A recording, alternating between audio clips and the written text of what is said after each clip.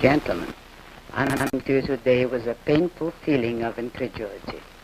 To me, it is incredible that I should be speaking in the heart of New York, the greatest city in the world, to a group of distinguished American businessmen over so magnificent a product of American technology as a television set on such a topic as capitalism versus communism, as if any comparison, issue, or choice between them were conceivable. On the one hand, we have the record of the greatest achievements and the remnants of the noblest system ever created in the history of man. On the other hand, we have a bloody slaughterhouse of ragged savages ruled by a blustering anthropoid, inflated by our handouts, our land lease, our atomic secrets, our concessions, our compromises, our self-betrayal. The world is being destroyed by a terrible conflict, but it is not the conflict of capitalism versus communism. It is the conflict of capitalism versus itself, with communism as the profiteer and the scavenger among the ruins, who is advancing and winning by default.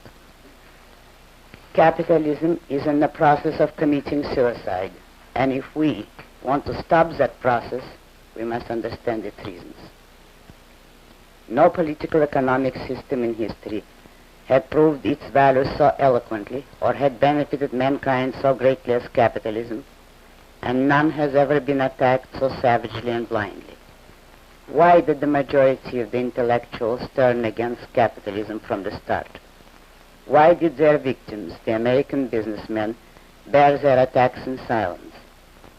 The cause of it is a primordial evil which, to this day, men are afraid to challenge: the morality of altruism. Altruism has been man's ruling moral code through most of mankind's history. It has had many forms and variations, but its essence has always remained the same. Altruism holds that man has no right to exist for his own sake, that service to others is the only justification of his existence, and that self-sacrifice is his highest moral duty, virtue, and value. The conflict, which since the Renaissance has been tearing Western civilization and which has reached its ultimate climax in our age, is the conflict between capitalism and the altruist morality. Capitalism and altruism are philosophical opposites. They cannot coexist in the same man or in the same society. The moral code, which is implicit in capitalism, had never been formulated explicitly. The basic premise of that code is that man, every man, is an end in himself, not the means to the ends of others, that man must exist for his own sake, neither sacrificing himself to others nor sacrificing others to himself, and that men must deal with one another as traders, by voluntary choice to mutual benefit. This, in essence, is the moral premise on which the United States of America was based: the principle of man's right to his own life, to his own liberty, to the pursuit of his own happiness. This is what the intellectuals did not and could not choose to identify, so long as they remained committed to the mystic's morality of altruism. If the good, the virtuous, the ideal is suffering and self-sacrifice, then by that standard, capitalism has to be damned as evil. Capitalism does not tell men to suffer, but to pursue enjoyment and achievement here on earth. Capitalism does not tell men to serve and sacrifice, but to produce and profit. Capitalism does not preach passivity, humility, resignation, but independence, self-confidence, self-reliance. And, above all, capitalism does not permit anyone to expect or demand, to give or to take the unearned. In all human relationships, private or public, spiritual or material, social or political or economic or moral, capitalism requires that man be guided by a principle which is the antithesis of altruism, the principle of justice. So long as the intellectuals held altruism as their moral code, they had to evade the actual nature and meaning of capitalism. They had to evade the fact that the source of industrial wealth is man's mind, that the fortunes made in a free economy are the product of intelligence, of creative ability. This led them to the modern version of the ancient soul-body dichotomy, to the contradiction of upholding the freedom of the mind while denying it to the most active exponents of creative intelligence, the businessmen. The contradiction of promising to liberate man's mind by enslaving his body. It led them to regard the businessman as a vulgar materialist and to regard themselves as some sort of elite born to rule him, to control his life and dispose of his product.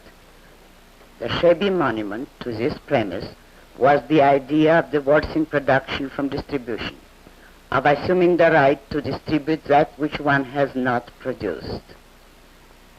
The only way to implement an idea of that kind was the intellectual's alliance with the thug, with the advocate of rule by brute force, the totalitarian collectivist.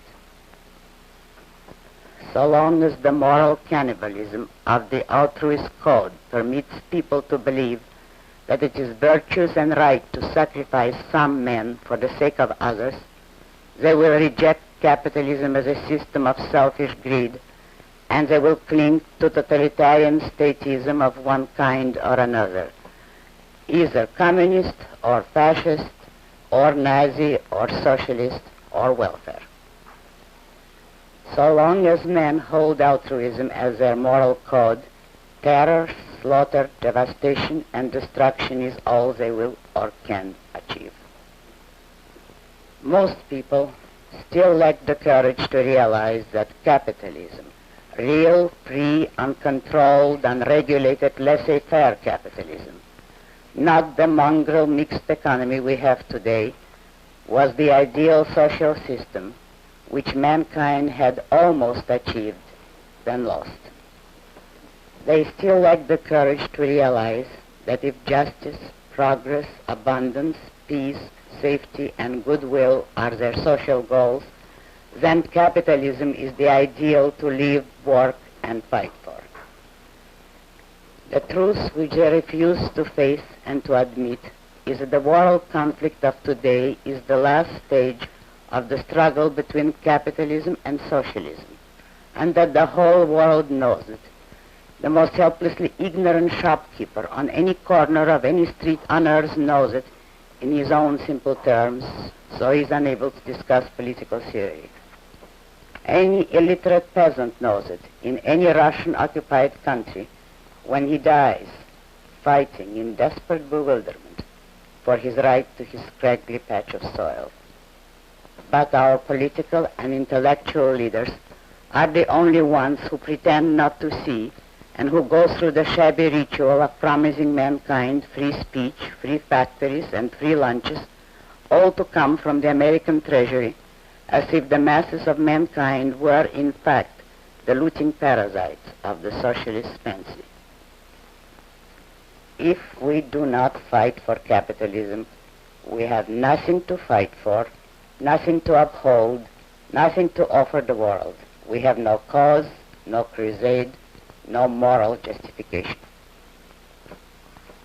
The hypocrisy of America's position in international affairs, the evasiveness, the guilty pretense, the apologies for the greatest virtues of her system, implied in the avoidance of any mention of capitalism, as if it were the skeleton in her closet, have done more for the prestige of Soviet Russia and for the growing spread of communism through the world than their own cheap bombastic propaganda could ever accomplish. The morality of altruism is Russia's best and only weapon. Our attitude of moral guilt is not becoming to the leader of a world crusade and will not rouse men to follow us. And what do we ask men to fight for? They would join a crusade for freedom versus slavery, which means for capitalism versus socialism. But who will care to fight in a crusade for socialism versus communism? Who will want to fight and die to defend a system under which he will have to do voluntarily, or rather by public vote, what a dictator would accomplish faster and more thoroughly, the sacrifice of all to all? Who will want to crusade against murder for the privilege of committing suicide? I quote from my article, Choose Your Issues, in the Objectivist newsletter which I publish. Quote, neither a man nor a nation can have a practical policy without any basic principles to integrate it, to set its goals and guide its course. Just as the United States, having abandoned its own principles, is floundering aimlessly in international affairs, is unable to act, and is merely reacting to the issues chosen and raised by Soviet Russia, so, in domestic affairs, the conservatives are unable to act and are merely reacting to the issues chosen and raised by the statists, thus accepting and helping to propagate the statist premises. When the statists proclaim that their slave system will achieve material prosperity, the conservatives concede it and rush to urge people to sacrifice their materialistic concerns in order to preserve freedom, thus helping the statists and their own audiences to evade the fact that only freedom makes it possible for men to achieve material prosperity. When the statists announce that our first duty is to support the entire population of the globe, the conservatives rush into debate on whether Asia, Africa, or South America should be the first recipient of our handouts.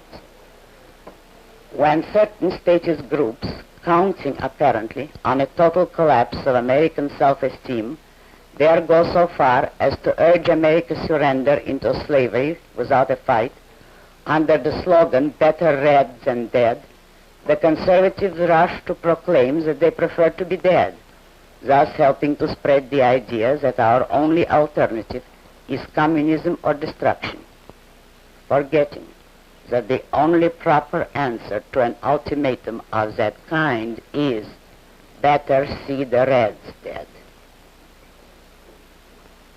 In recent years, the conservatives have gradually come to a dim realization of the weakness in their position, of the philosophical flaws that had to be corrected. But the means by which they are attempting to correct it are worse than the original weakness.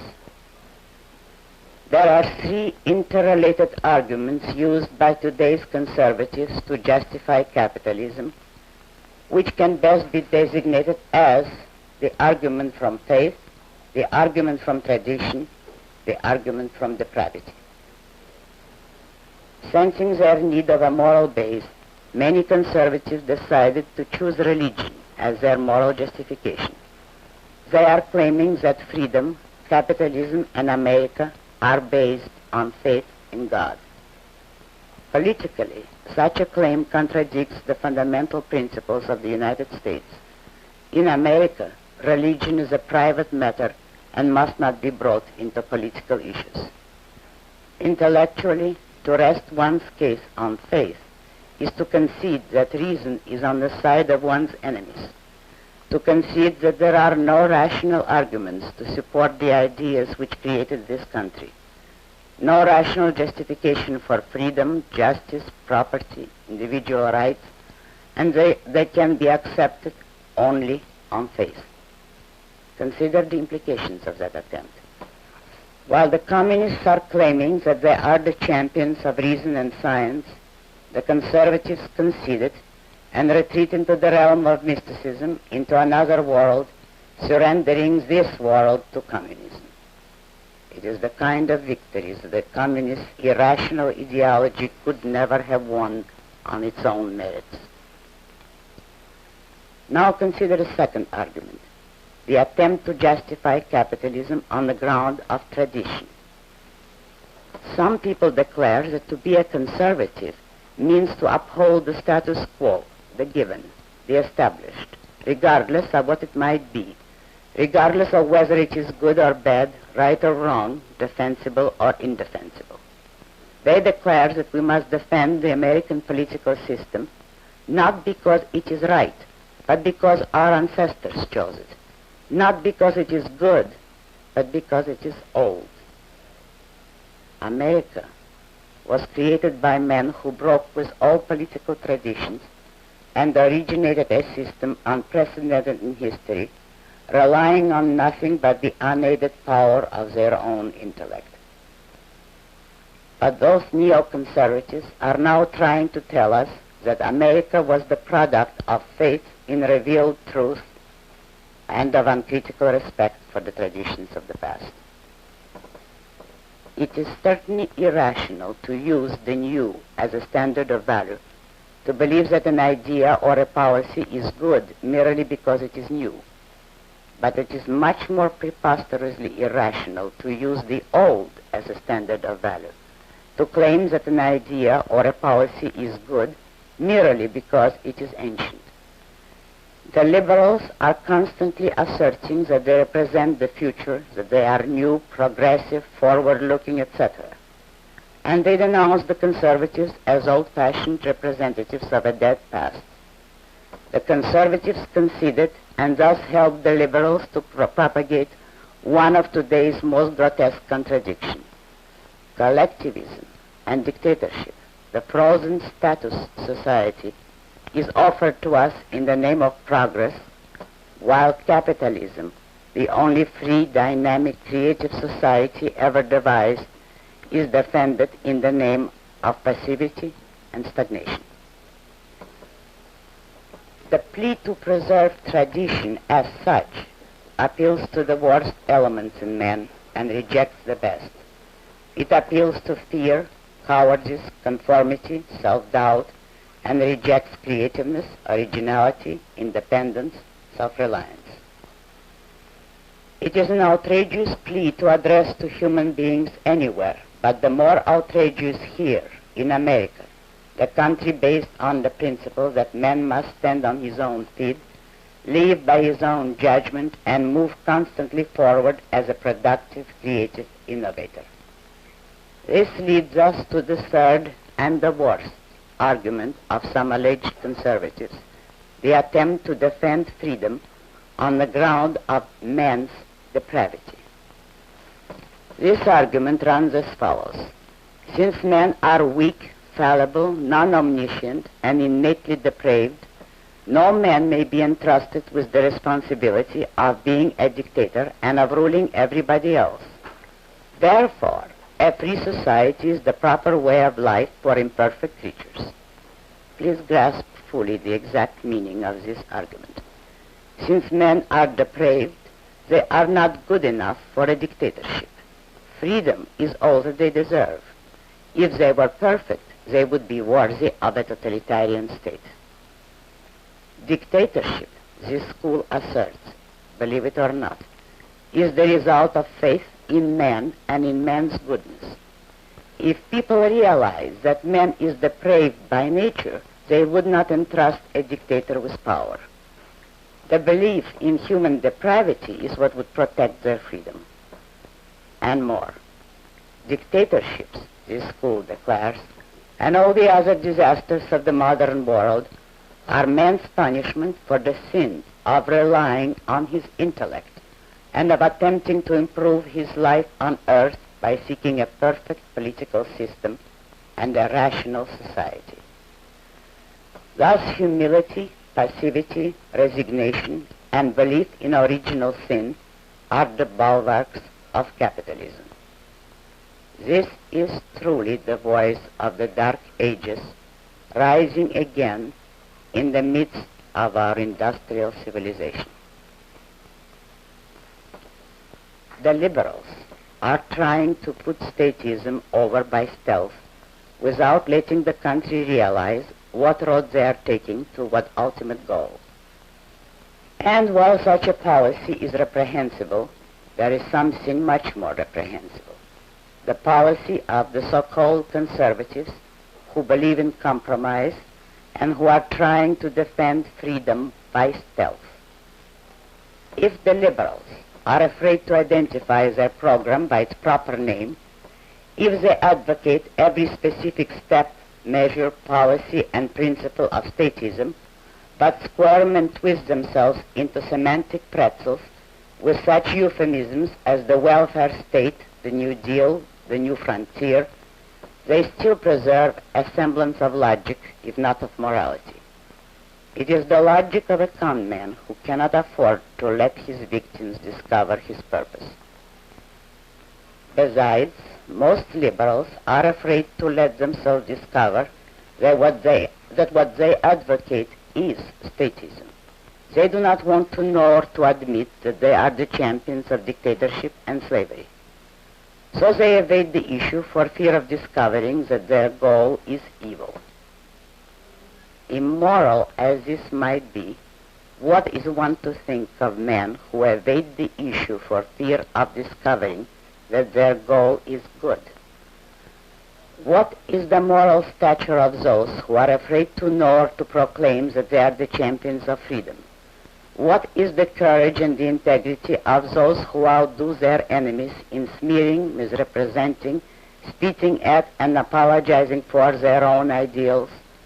What is the rationality of those who expect to trick people into freedom, cheat them into justice, fool them into progress, con them into preserving their rights, and, while indoctrinating them with statism, put one over on them and let them wake up in a perfect capitalist society some morning?